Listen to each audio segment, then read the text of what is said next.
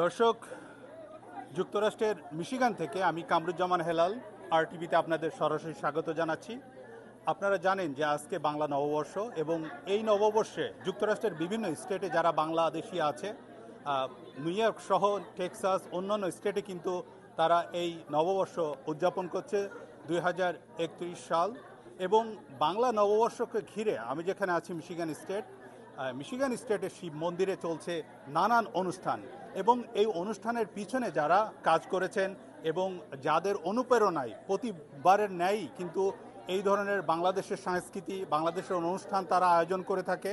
এটা বাংলাদেশি প্রবাসী যারা এখানে আছে তাদের গর্বের বিষয়। তেমনই দুইজন মানুষের সাথে আমি এখন কথা বলবো, এই শিব মন্দিরের প্রতিষ্ঠাতা ডক্টর দেবাশিস মৃধা এবং চিনু মৃধার সাথে। আমি এখন জানতে চাবো যে আসলে কি ধ্যান ধারণা থেকে এই ধরনের সুন্দর একটি পহেলা বৈশাখ অনুষ্ঠান এবং এই বাঙালি কালচার, আজকে এই বৈশাখের অনুষ্ঠান কি ধ্যান ধারণা থেকে উদযাপন করলেন, একটু আমাদেরকে বলবেন। সবাইকে জানাচ্ছি নববর্ষের শুভেচ্ছা, শুভকামনা এবং ভালোবাসা। আমাদের ইচ্ছা ছিল বাংলার সংস্কৃতিকে, বাংলা কৃষ্টিকে, বাংলার সৌন্দর্যকে পৃথিবীর কাছে তুলে ধরা। তাই আমরা আয়োজন করছি আজকের এই নববর্ষের অনুষ্ঠান। আমাদের কৃষ্টি এবং কালচার অনেকটা আমাদের মায়ের মতো। আমাদের ভালোবাসা সেখানে রয়েছে। পৃথিবী যেমন আমাদের মা যেমন আমাদের গড়ে তোলেন, আমাদের কৃষ্টি কালচার ঠিক তেমনিভাবে আমাদের গড়ে তোলে। তাই আমরা সেই কৃষ্টি কালচারকে তুলে ধরতে চাই, শ্রদ্ধা জানাতে চাই। আমরা জানি যে কৃষ্টি কালচার পরিবর্তিত হয়। এই পরিবর্তনের ধারায় আমরা আমাদের এই সাহিত্য সংস্কৃতিকে সামনের দিকে, ভবিষ্যতের দিকে এগিয়ে নিয়ে যেতে চাই, তুলে ধরতে চাই ভবিষ্যৎ প্রজন্মের কাছে। আমি কথা বলবো আমার দেবাশিস মৃধার সহধর্মিনী চিনু মৃধার সাথে এবং জানতে চাবো আজকে এই পহেলা বৈশাখ আপনার অনুভূতি এবং এই যে আয়োজন, এটা সম্পর্কে আমাদেরকে একটু বলুন। সকলকে শুভ নববর্ষের প্রীতি ও শুভেচ্ছা। আমাদের আজকে খুবই ভালো লাগছে। আমরা রমনা বটমূলে নেই, কিন্তু আমরা আছি শিব মন্দিরে এবং আমাদের যে আজকে পয়লা বৈশাখটা করা, এটা হলো আমাদের নতুন প্রজন্মের কাছে আমাদের কৃষ্টি এবং আমাদের সংস্কৃতিকে নতুন প্রজন্মের কাছে তুলে ধরা।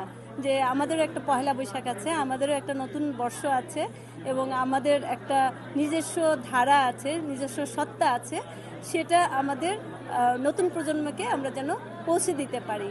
এজন্যই আমাদের এই নববর্ষ এবং বিভিন্ন ধরনের অনুষ্ঠান করা। তো সকলকে শুভ নববর্ষ এবং সকলে আপনারা ভালো থাকুন, সুস্থ থাকুন, সকলের জীবন মঙ্গলময় হোক। অসংখ্য ধন্যবাদ আপনাদের।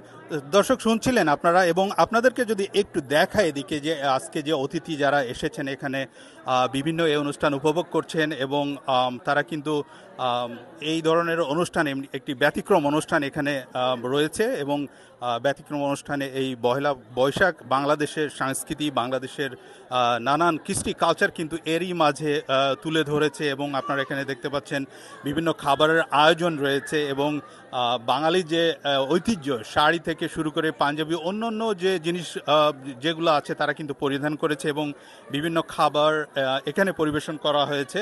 তো এই যে বাঙালির যে ঐতিহ্য, বাঙালির যে কালচার আপনারা দেখতে পাচ্ছেন, আপনাদেরকে যদি আরেকটু ঘুরে দেখায়, এখানে দেখতে পাচ্ছেন যে তারা কিন্তু নতুন সাজে এবং তারা নববর্ষের কেমন, আসলে নববর্ষ কেমন দেখছেন? খুব বাংলা শুভ নববর্ষ শিব মন্দিরে আমরা উদযাপন করছি। আমরা আমাদের বাঙালি কৃষ্টি কালচার ধরে রাখতে এবং ভবিষ্যৎ প্রজন্মের কাছে এটা পৌঁছে দিতে আমরা অত্যন্ত আনন্দ পরিবেশে এটা উপভোগ করছি। ধন্যবাদ সবাইকে। আপনাকে অসংখ্য ধন্যবাদ।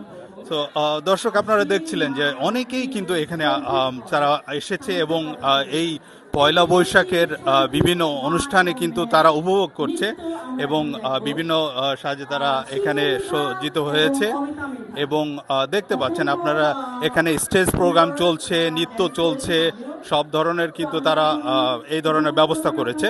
তো আমি যদি এই দেখাচ্ছিলাম যে এখানে যে পয়লা বৈশাখের যে অনুষ্ঠান, এটি মিশিগান স্টেটে এই ধরনের আয়োজন চলছে, শিব মন্দির কর্তৃপক্ষ তারা আয়োজন করেছে। এবং এই যে বাংলাদেশের যে কালচার, বাঙালির যে সত্তা, বাংলাদেশের পোশাক ঐতিহ্য কিন্তু এটি যুক্তরাষ্ট্রের মাটিতে তুলে ধরেছে এবং এটি কিন্তু বাংলাদেশি হিসাবে গর্বের বিষয়। এই ছিল আমার কাছে সর্বশেষ। আবার অন্য কোনো সময় অন্য কোনো দিন আপনাদের সাথে RTVতে সরাসরি সংযুক্ত হব।